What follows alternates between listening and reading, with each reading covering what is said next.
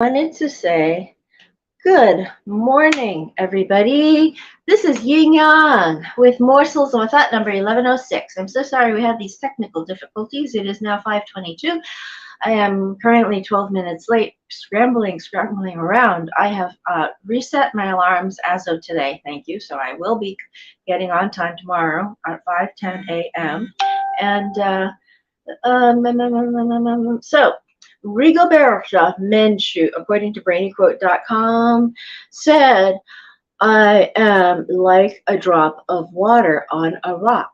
After drip, drip, dripping in the same place, I begin to leave a mark, and I leave my mark in many people's hearts." Isn't that great? Here's one by Rigoberta Menchú again. "It is not possible to conceive a democratic Guatemala, free and independent, without the indigenous identity shaping its character into all aspects of national existence."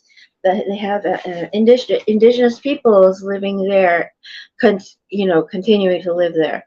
He says also, "Let there be freedom for the Indians wherever they may be in the American continent or elsewhere in the world, because while they are alive, a glow of hope will be alive as well as a true concept of life." Louis von An, AHN, said, "Our team at Duolingo is really cohesive, but this did not just happen. I made a concerted effort to hire people who are going to play nice." Oscar Isaac says, "I think it's good to be a little more fearless in saying what you feel and not being scared of the repercussions of that." Now, these were very hard to read, I'll tell you.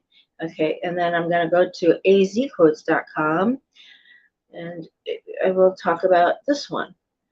E. Howard Hunt said, "I wasn't privy to all of the intelligence that was coming in about Guatemala, but I did see the traffic that was coming in from Guatemala City because it was very relevant to me.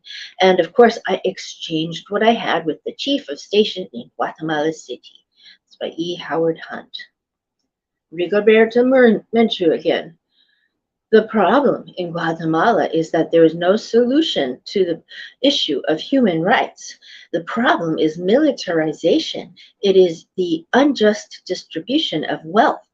It is intolerance of the indigenous. It is discrimination and marginalization."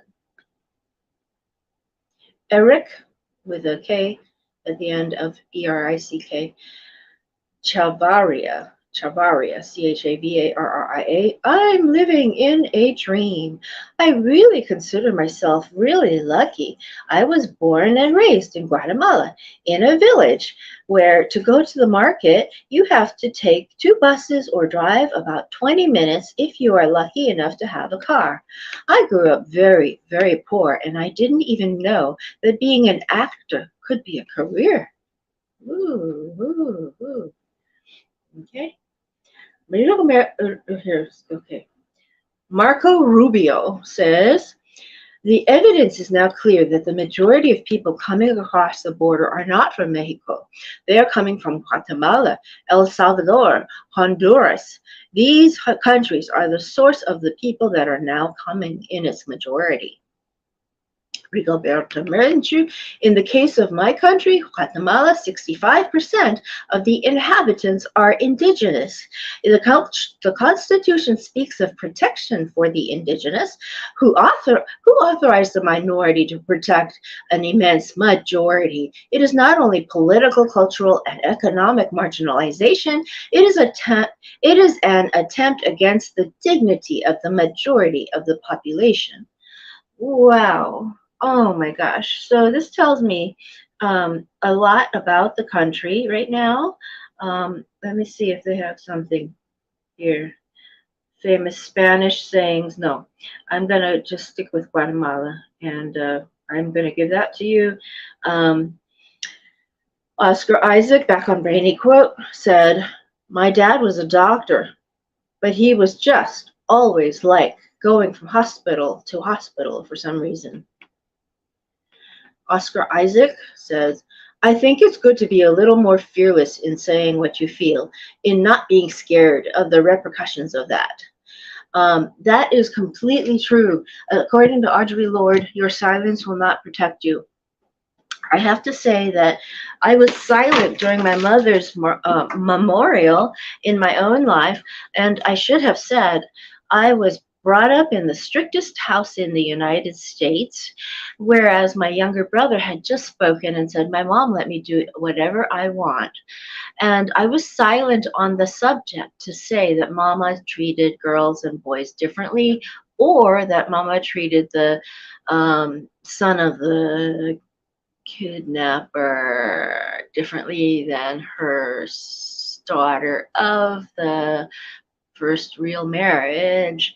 So I never did speak about it, and it would have been good to say how my mother lived her life. I want to say that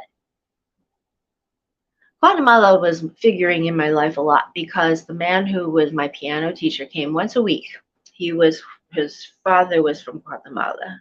His mother was Irish, but he spoke about his country a lot.